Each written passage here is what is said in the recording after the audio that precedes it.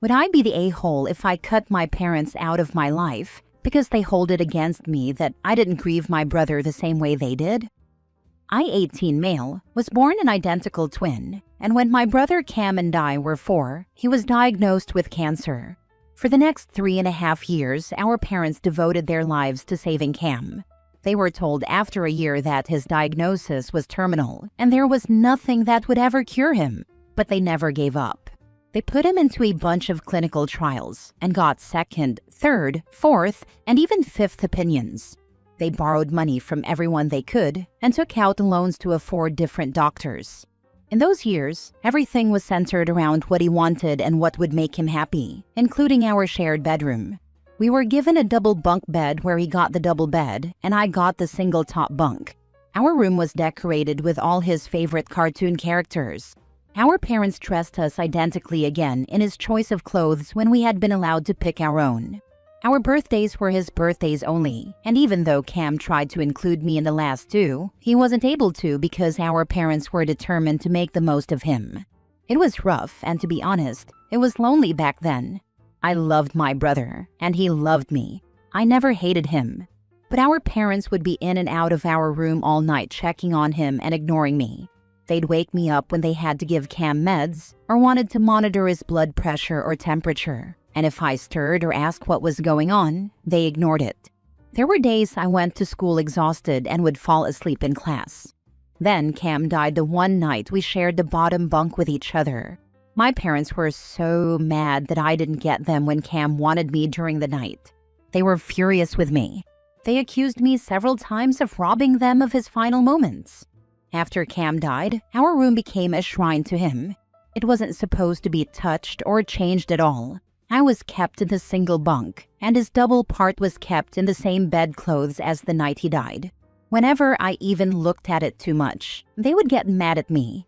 They'd say it was his bunk, not mine. Even 10 years later, they would say how awful I was to want to steal Cam's bed from him.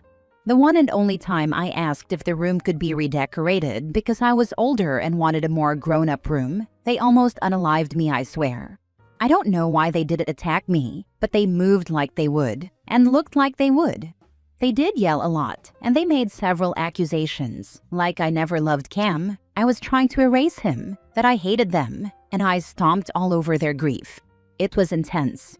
They told me I knew I liked the room being the way it always was, so I was selfish for asking to take that away from them.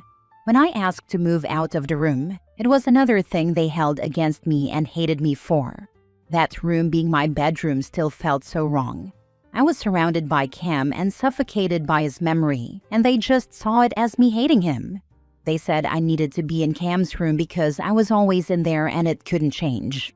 I preferred to remember him on our birthday. My parents completely ignored our birthday, and me that day, and only wanted to remember his anniversary, and they got so upset when it wasn't my focus. This stuff, and way more, was thrown in my face all the time while I still lived there. I tried talking to others about it, who talked to my parents, and it just never changed anything. They didn't want help. They didn't want to accept that I could grieve differently than them. I went to stay with a friend's family the day before my birthday, and I haven't gone back since. I didn't block my parents either, and whenever I see them, I don't ignore that they're there. But I kind of wonder if I need to. I don't think they're good for me, and they accused me of abandoning them one of the times I saw them. I guess in a way I have, because I feel like I need to. But would I be the a-hole if I cut them out of my life because of everything? Now for the top comments. Not the a-hole. Block them and finally live your life. Your parents are the ones who neglected and abandoned you, and because of that, they lost both of their sons. I think that will be the best long-term thing for me. Having them in my life is never going to be really that healthy. Tell them they abandoned you 14 years ago. Please, get some counseling to help you heal from their abuse. This is a horrific story. They didn't acknowledge your grief, they didn't acknowledge your needs, and they didn't acknowledge your sadness. They blamed you for everything. That is a terribly cruel thing to do to a young child. You're absolutely right to cut them off completely. It's astonishing that they would say you abandoned them when they basically abandoned you as a child. I can't tell you how sorry I am for you that this happened to you. I hope you're getting counseling to deal with it because it has to have damaged you to grow up with that kind of treatment. Please do cut them out of your life, not the a-hole. I'm thinking they might have assumed they would always have me to take their anger out on. Now they don't. They can't scream at me for not remembering how they want me to, or for stealing his final moments from them. All they have is each other now in reality. Not the a-hole. They were awful to you and continue to be awful to you. You can't get a good childhood back, but may the rest of your life be filled with people who love and treasure you. Thank you. I'd like to have a happier life. I'd love to be able to remember my brother without drowning in his loss. Next story. Am I the a-hole for not siding with my wife over our son's ex-girlfriend's pregnancy? Our son, who just turned 16, had a girlfriend. She's 16, almost 17, but they broke up about a month ago. About 3 weeks ago, we were informed by her parents that she is pregnant. She is slightly showing. The dates line up with my son's relationship. My wife and I went into full panic mode. We waited a couple of days before telling our son, who didn't know. He immediately said, "It's not mine. I never slept with her." I didn't believe him as I know he is active. He did the sensible thing and asked me for protection. However, he kept on saying they never did it. He said he cheated on her. I had a heart-to-heart with him, and he is an absolute craphead, but I began to believe him. He said he always raps and he has asked for restocks. My wife, on the other hand, still didn't believe him. Both families met. My wife started the conversation, just accepting that our son is the father and was trying to figure out a solution, funding, etc. My son spoke up, saying it's not his baby as they never had sex. He was genuinely angry. Then he made a comment that I'm going to rephrase. Apparently, they only ever did a certain act which can't result in a baby, and it was unsatisfactory, so he never went any further with her. An absolute craphead, and we raged at him over it. His ex-girlfriend admits they rarely did it, but explained the event, the when and where, and I will say it was believable too. I know he's a complete liar. I know he is an absolute dog, but I believe him still. My wife, however, is angry with me for playing into his nonsense. She said I'm part of the boy culture. She said children born to teen parents are more likely to be teen parents, and we were both 17 when my wife got pregnant. She said I'm worsening the situation by not living in reality, and she is left to figure out what to do on her own. To her point, I am hands-off on further meetings with the other family. I don't believe we should have those discussions until it's proven he's the dad. Am I the a-hole?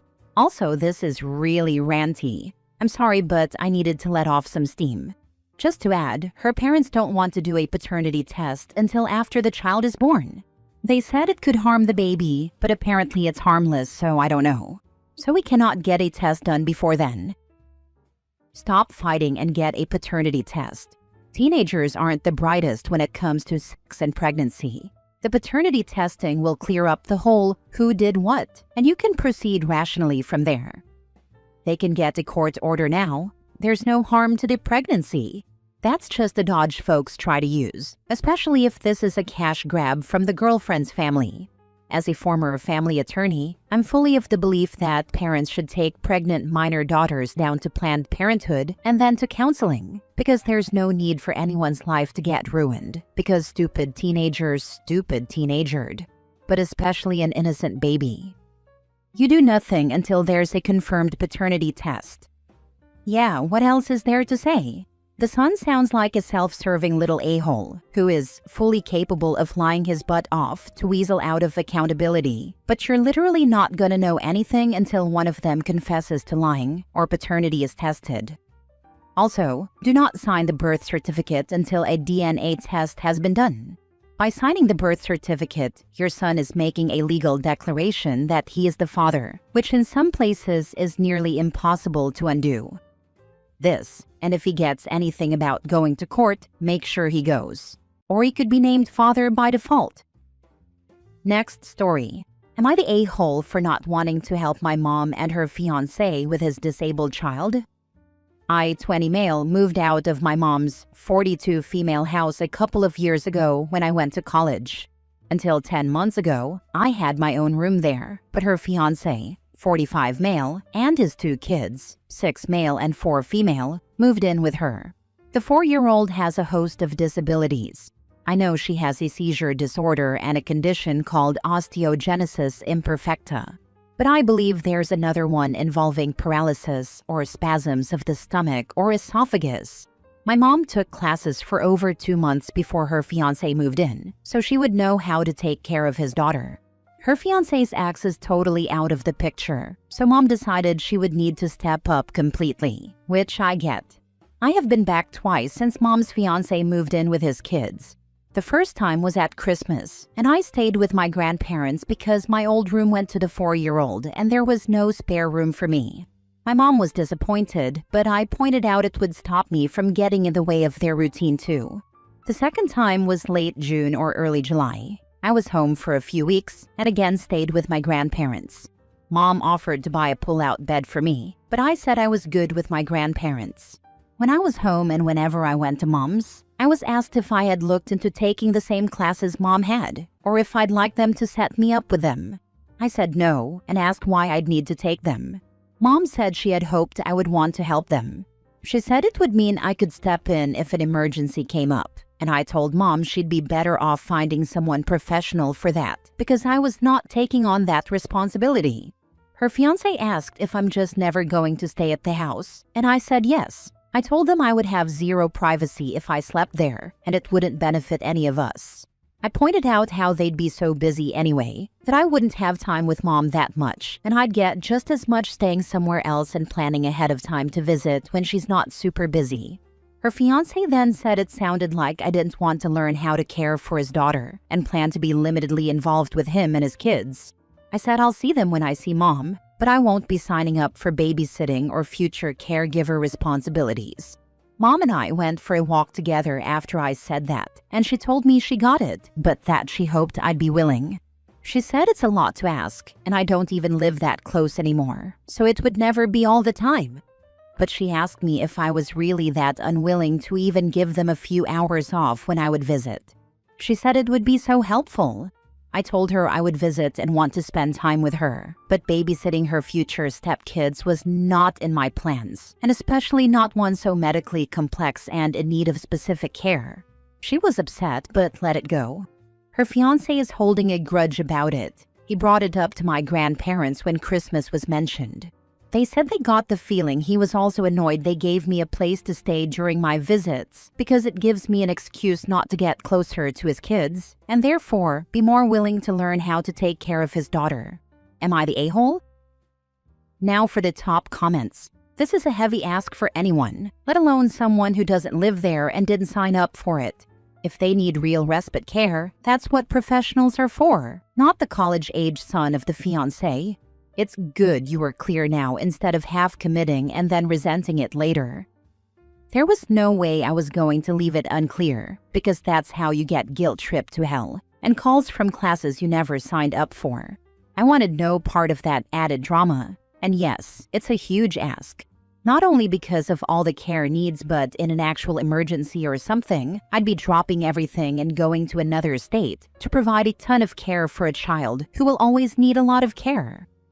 Good for you. I am proud you were clear and direct. He wants free babysitting is what it comes down to. Sounds like they are not only wanting a babysitter for a few hours off, but someone who is going to take care of those children indefinitely if anything happens to either of them.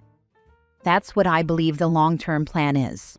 I don't know if he plans for his son to take over for his daughter when his son's older, but I suspect he's thinking I'd be an even better choice. Last story. Am I the a-hole for not solving the problem by punishing my daughter? I have 4 kids, and one, Nora 16 female, still lives with me. One of my sons, 38 male Jeremy, recently went completely broke. I won't get into details, but it wasn't his fault and just a series of bad luck. He asked to move in with me and I agreed. The problem is that he doesn't get along with Nora. I allowed Nora to take my old car when she got her license. Now Jeremy wants to use the car because he needs it more than a teenager, and Nora will not allow it.